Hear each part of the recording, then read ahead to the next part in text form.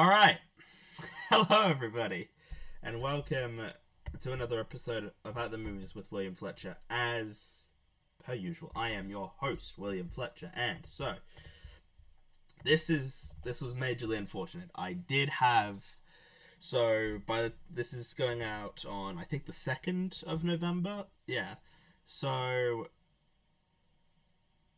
and it's not going out on the 1st, and I apologize, I've just got to sort of so right up front I'm just going to sort of talk about sort of upcoming plans for the future of this show and what is going to be happening for the next couple weeks. So this show I will be taking after this week. So basically what I've done is what the plan is I think I might have mentioned this before, but I'm about to graduate from high school, and so I'm down to my final exam. So that's also why I was not able to record this and release it yesterday, is because I was studying for my exam that I had yesterday, and couldn't get this out earlier because I had an exam in the morning today, and fucking nobody cares about that. So this will be the last episode for I think 3 weeks. Hopefully, my plan is I will release an episode of this on the 29th of November. So I'll have an episode of the show then. Plus, I'm gonna get 2 episodes out for that week to make it up for the time I've missed. So I will release a regular episode of the show on the 29th of November, and then on the Wednesday is the 1st of December, and that is when I will also cover the films that I watched this month. So I'm basically taking the time off to finish up with school, finish up any sort of final things that I've got, and it's kind of hard to get together to record. Plus, it's kind of I have been doing this as consistently as possible. Like I don't always, but I've been recording a lot.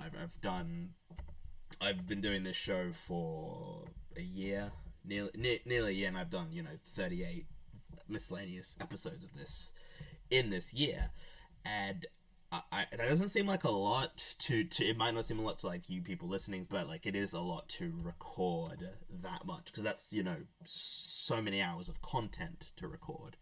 And to be fair, this is sort of just gonna be a one-time thing, sort of hiatus. I did take a hiatus earlier in the year, but that was because of I don't actually know why. To be honest, I just couldn't get stuff together to record to release to you guys. And I think that's what it was, really, is I couldn't do stuff. Although it looks like, I'm just looking back at this all, and it was yeah. So it's from February, it was like a couple weeks in February to March that I missed, and I apologize for that. But and for this, I will be taking a break. Unless something happens now, though, there is a possibility that episodes will still be coming out in that time period. But there is at current time a very small possibility that is a possibility that I would come back and I would just keep continuing the show. But I don't know as of yet what I'll be doing. So if there are no more episodes until the 29th of November, I figured I should let you guys know, because I owe you guys that, because I just think that's fair. And so if there aren't any episodes, you know why, and if there are any episodes, you're in for a nice surprise. So that's that. I think I've covered everything, and so after this sort of brief hiatus, I'm going to take November off. I am going to just do this full time. I'm gonna try and get and I'm thinking of considering maybe doing a couple episodes a week every now and again to get more content out to you guys to sort of make up for stuff I've missed, and also because I just like doing this. And it is nice to be recording again, because I haven't recorded for the show in a good couple weeks. I pre-recorded before all my exams were starting, so I would have 3 weeks of episodes planned to come out for you guys to listen to, and I don't want to change the schedule either. I don't want to do like every fortnightly, every 2 weeks, or once a month, or anything like that, because I don't want to do that. I want to keep doing that. I want to do as much of this as I can, and so the more episodes I'm able to record, the more stuff that I can have come out for you guys, and I will make that clear that there will be, every now and again, I might release like 2 episodes a week, maybe one on a Monday and one on a Thursday or a Friday or something like that, hypothetically speaking. And so, yeah, that's that. So this will be the last episode till the 29th, unless plans change.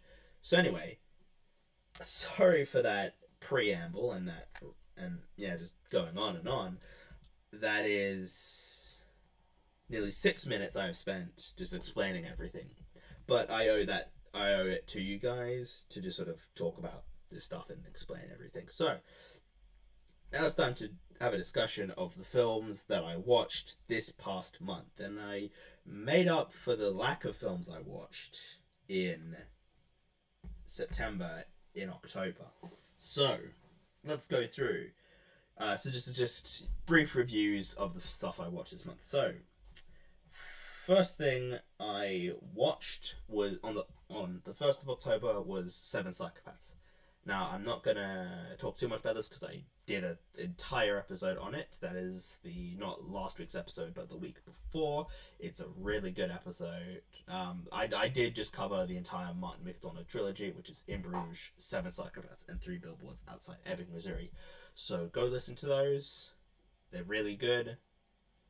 In the In Bruges episode, the audio is not like the most amazing, but I think I was able to cut around most of it. Anyway, Seven Psychopaths, I really liked it. And just go listen to that episode, really. That will just give you the best idea of my opinions on it. Then I finally got around to seeing Shang-Chi. And, it's fine. It's a mid-tier Marvel movie. If I was to rank it, it would probably be, it'd be in the middle. It wasn't bad. I won't say it's bad. Because I don't think it's bad. I think it's rather fine. I will say that I thought the action scenes and the choreography in it were all massive, were incredibly impressive. And I'm just a fan of, just action, just well choreographed action sequences. Because that stuff is just, cool. It's I like that stuff. I probably put it around the 16-17 mark if that gives you a good idea. So yeah, it's mid-tier Marvel basically. And the main actor seemingly is a bit problematic. And that's all I'm gonna say on that. Just search seemingly controversy, you'll find something.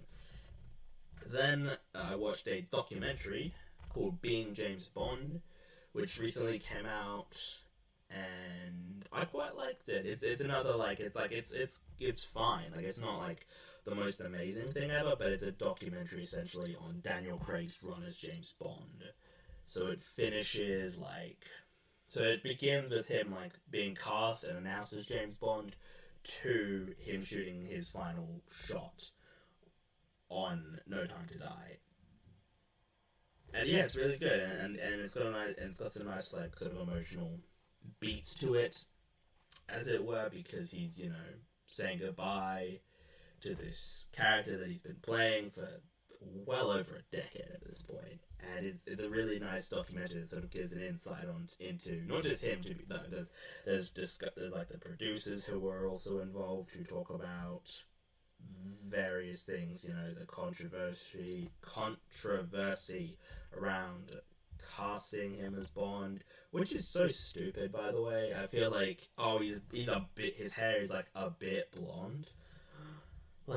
Whatever will we do? And he's not even that blonde, and he's less manly than Roger Moore. Come on, and I don't even dislike Roger Moore's Bond, but it's ridiculous. People are being stupid about the whole thing.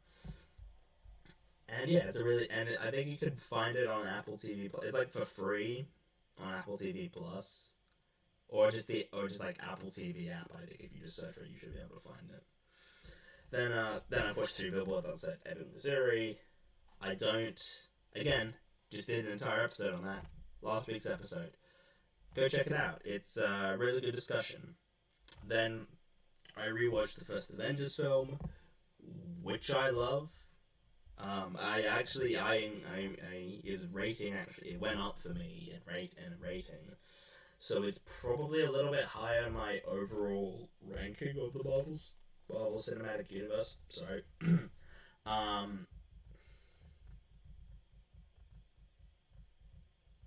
Yeah, it's just really, really good. I was surprised at how solid I found, like how much better it was than I thought it would. Like I stand by it as being one of the best superhero films ever made.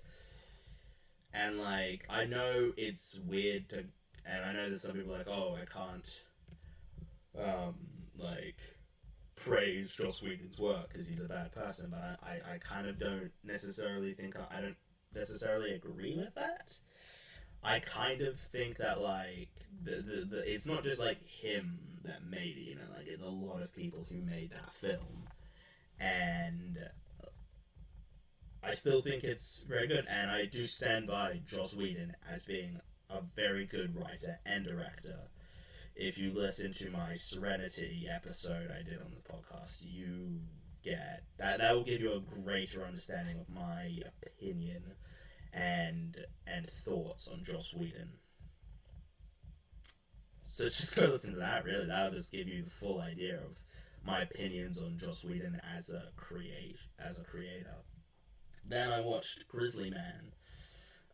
For those who don't know, Grizzly Man is a documentary about a man who existed, who lived with grizzly bears, and I did say, you know, existed because, well, basically what happens is he gets eaten by grizzly bears, and that's not a spoiler because that's kind of what the entire film is built around. It's basically a look at this man's life living with grizzly bears and the sort of mental places he went to, as it were. Like he's not the most and the film it's such a good documentary. The film's so good in showing sort of his deteriorating like sort of mental state, in that he at first he doesn't seem too like crazy, I guess is the way to put it. It's not like the most politically correct term, but you don't think, oh, this guy's, you know, completely lost it. You know, he's just a guy who, and in the beginning, the way he's sort of describing why he's doing what he's doing, you know, why he's sort of promoting stuff about grizzly bears and how they're not actually as dangerous as people think, and they this, that, and the other. And at the beginning, it seems fine. Like he seems like a relatively rational person, and then as it progresses, we see like the darkness inside. Like we see the darkness of this man and what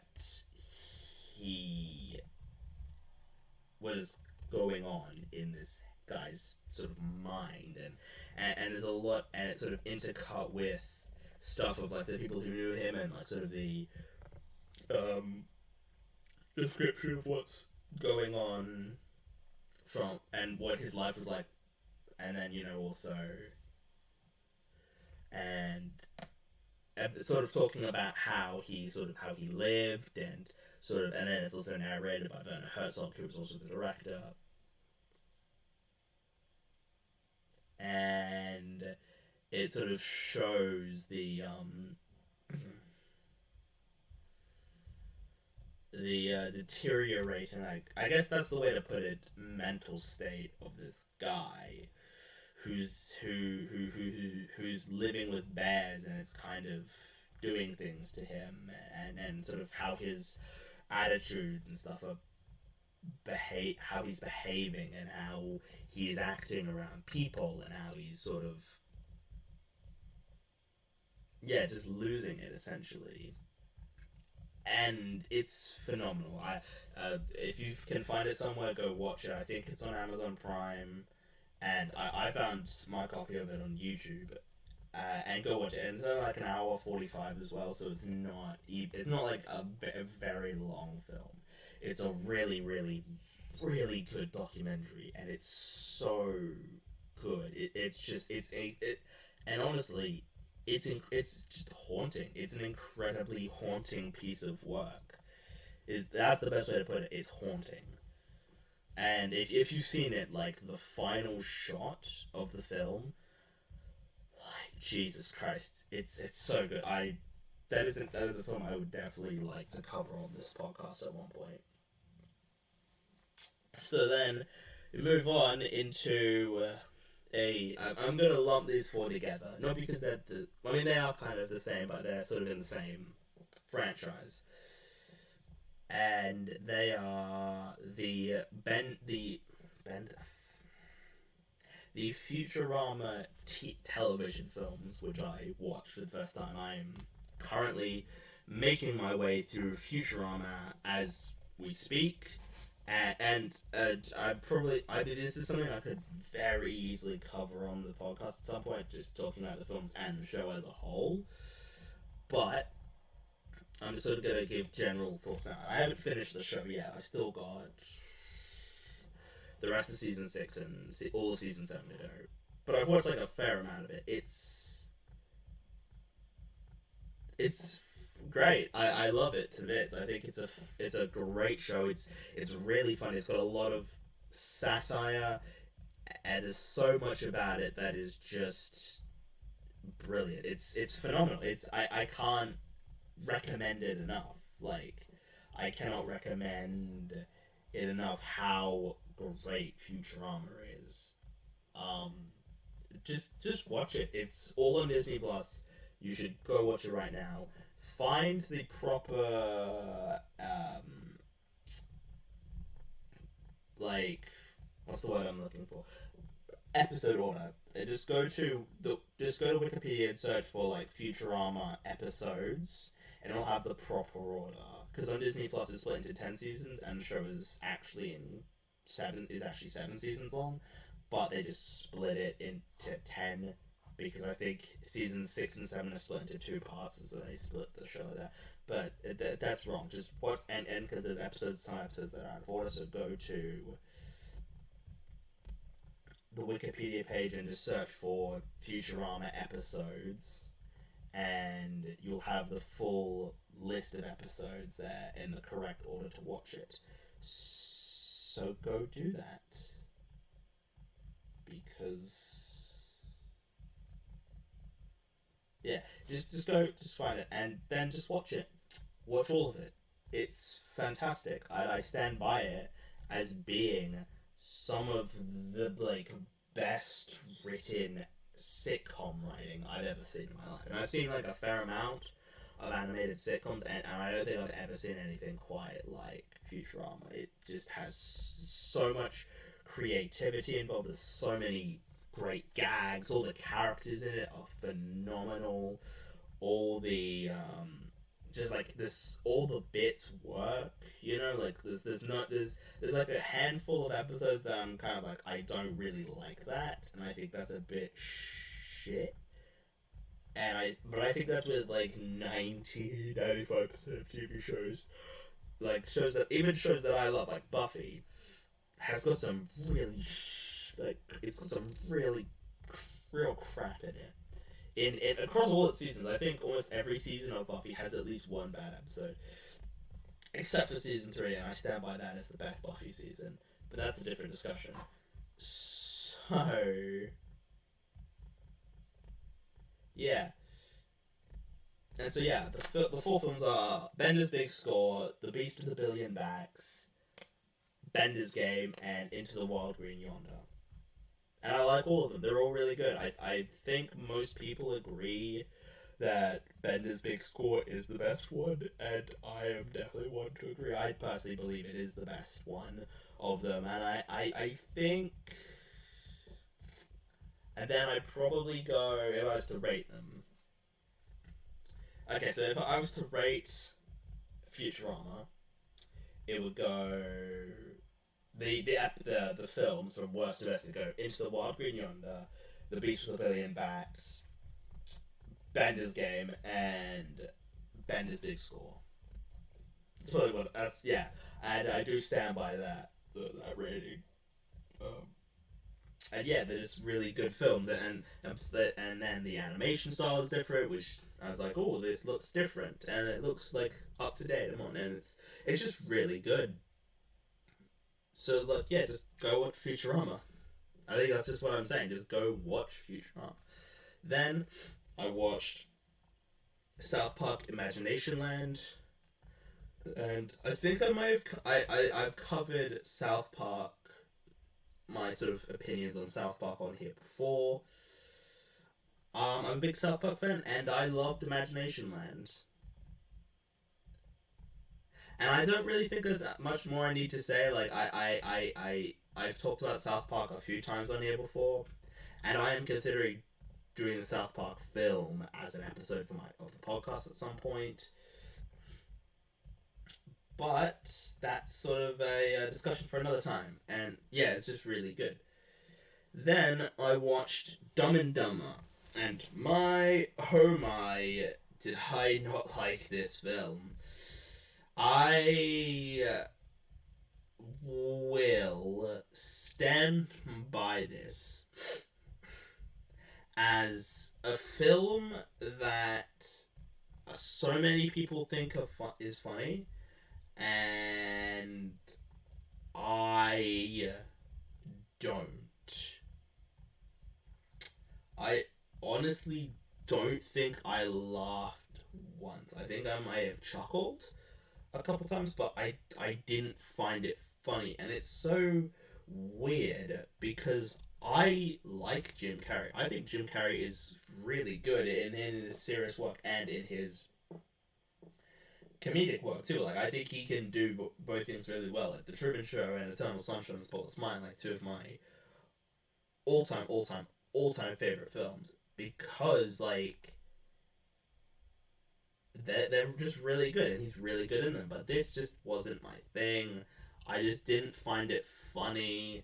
I didn't care for any of it really. I liked the premise, but I just felt like the humor was sort of lowest common denominator. Honestly, I felt that all I genuinely think it's like lowest common denominator in terms of the jokes that it goes for. Like there's nothing, and I talk to people who really love this film, and I just think like I don't get it. I must be missing something. Like am I just missing something? Like there must be like, why do people hold this film in such high regards in terms of like a comedy? Because I don't really think it's all that funny, and I think the story is poorly executed. I didn't really care for any of these sort of emotional moments that were going on in it. I kind of was just left thinking, what is the point of this? And I kind of left it thinking there is no point. This doesn't mean anything, and I don't like it. And I just didn't think it was good. That's just what I came away with. I thought it was pretty shit, honestly. To be completely honest, I guess I'm just missing something, because I know tons of people who really like this film, and I don't understand why. But anyway, now move on to a film that I love so much. I rewatched Stand By Me, a film that I really do love, and that I haven't watched in a good few years. And so I rewatched it. I saw it was streaming on somewhere, and I thought, hey, I'll watch this film, because It's a good movie. I really like this movie. It's like and like I don't really think there's anything I can add that hasn't already been like said. Like just everyone agrees it's a really good movie, and I honestly think it's a phenomenal piece of work. Honestly, the final, if you haven't seen it, find it and watch it and cry. Honestly, the ending is like such a gut punch of an ending because the main guy, it's sort of about growing up. Essentially, is it's about these two. It's about this group of four kids who go down the train tracks to find a dead body, and they're going down said train tracks to find the dead body so they can become famous. And it's basically about growing up and coming to the realization that as a kid your life is like, you know, the best memories you have were when you were 12 years old. And that's sort of what the main character, and it comes to the conclusion he comes to is that, hey, life will never be as good as it was when you're 8 years old, or 12 years old. I think it's 12 years old, actually. 12 years old makes more sense. And he's true, because I watched this the day before my final day of school, in terms of sort of like proper final day, and I was left very emotionally wrecked by it, because it just meant it speaks to me on a level that so few films can, in terms of relatability. Like there's films that I get emotional at, but there's not a massive amount of films I found yet that speak to me on sort of an emotional level and that I really like can relate to. Like, oh, this is like a film that I was like this once, or I think like this. And it's just phenomenal. It's an amazing piece of work. Then I rewatched Superbad and I did a full episode on it. So go listen to it. It was like, I think it was the second ever episode I did on this podcast. It's been, yeah, it was second ever episode on this podcast, and I still think that's a pretty good episode, honestly. It just the more every time I watch it, I just get more out of it, and it just means more to me because of like just, you know, getting older. And I watched this when I was like 15, and so I rewatched it, when I'm 18, and I just get so much more out of it, honestly. I just love it. It's such, and beyond the fact that of it speaking to me emotionally, I just think it's a fantastic, it's a fantastic piece of comedy. It's got so much like great stuff in it, and it's just consistently funny. There isn't like a bad joke in it. It just, every joke lands. Whether it's this sort of running jokes throughout the film, or it's like the sort of singular one-off jokes that happen. It's just, they all work, and they all just hit. And yeah, it's great. So go listen to my episode on it, because I think I covered my full thoughts on it there. Then I watched, I'm gonna cover these together, all the Diary of a Wimpy Kid films. Yes. So the first one I didn't really like that much. I thought Greg in it was a massive asshole, and I couldn't root for him, because I'm like, even at that age, I wasn't like that much of a douchebag as a kid, even when I was that age. So I just like, screw him. I don't care. Then I rather liked Roderick Rules and Dog Days. I do stand by those as being fun, good for what they are. And then the Long Haul is atrocious.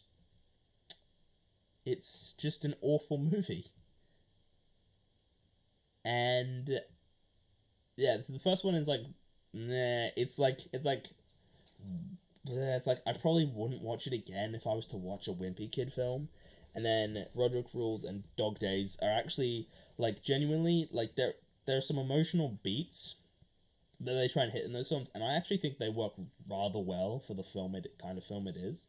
And I genuinely am like, yeah, that actually, yeah, that's good. That actually works.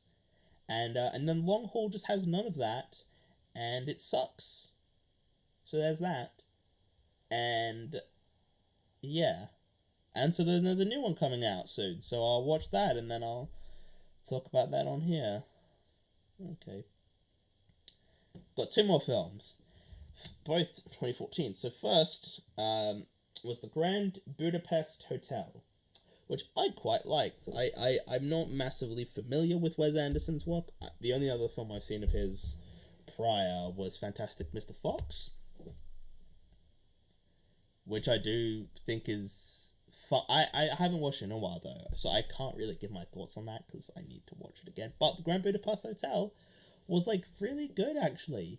A really fun time. I was sort of watching at the beginning like, I don't know if I like this. I don't know if I get the hype. And then as this was like progressing and progressing with the characters and everything, I was like, okay, I'm liking this more and more. And then it just keeps going, and I like the sort of cinematography and how there's most of it is like flashback. It's this guy telling the story, and so and there's running gags and motifs throughout various scenes, and it's just a lot of fun. And I feel like this is probably Wes Anderson's most acclaimed work and the one most people agree is his best.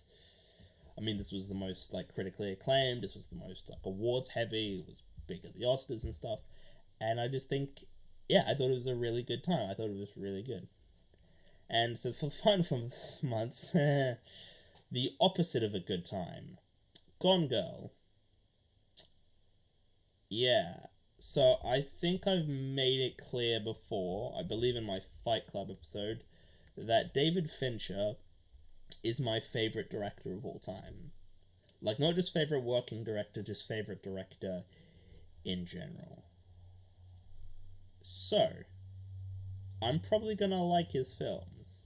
And the only one, in fact, of the ones I've seen, the only one I don't like is Alien 3. But that's not his fault. Like, Alien 3 is crap. But it's not because he's a bad filmmaker, it's because the studio kind of screwed with it all. But Gone Girl, on the other hand, is so good. Like, it's honestly an amazing piece of work. It just it just was so good. Honestly, I will say this though, and I'm aware that like this is the point, but I hated every character in this movie except for Margot.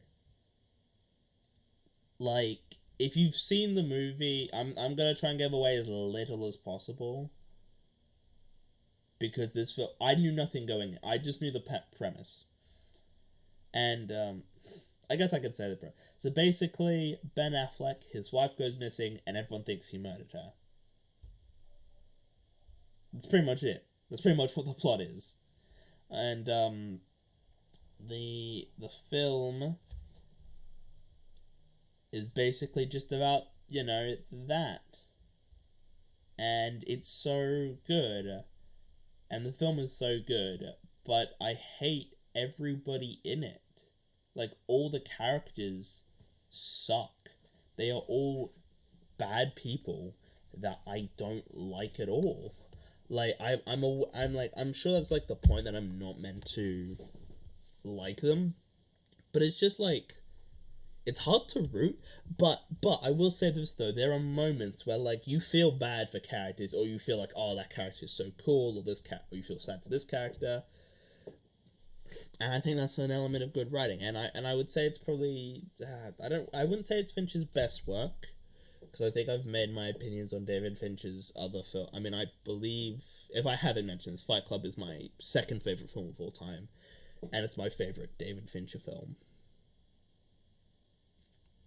And I mean, Seven is amazing. Zodiac is so underrated and so great. Social Network is like obviously great. The Game is really good and a lot of fun, and I quite like it. And Mank is fine. I think Mank gets a little too much hate. I personally think it's actually one of the more like I don't know. It's a fine film. It's not like a bad film, but it's perfectly average. And Gone Girl is incredible. I probably prefer it to The Game, although I might have to watch The Game again. But yeah, Gone Girl, amazing. Go watch it. It's so good, and like, don't let that runtime like intimidate you. It's like 2.5 hours. It doesn't feel like 2.5 hours, honestly. Just go watch it. And so, yeah, that is the films that I watched this month. So thank you all for listening, and yeah, so that preamble at the beginning, just yeah.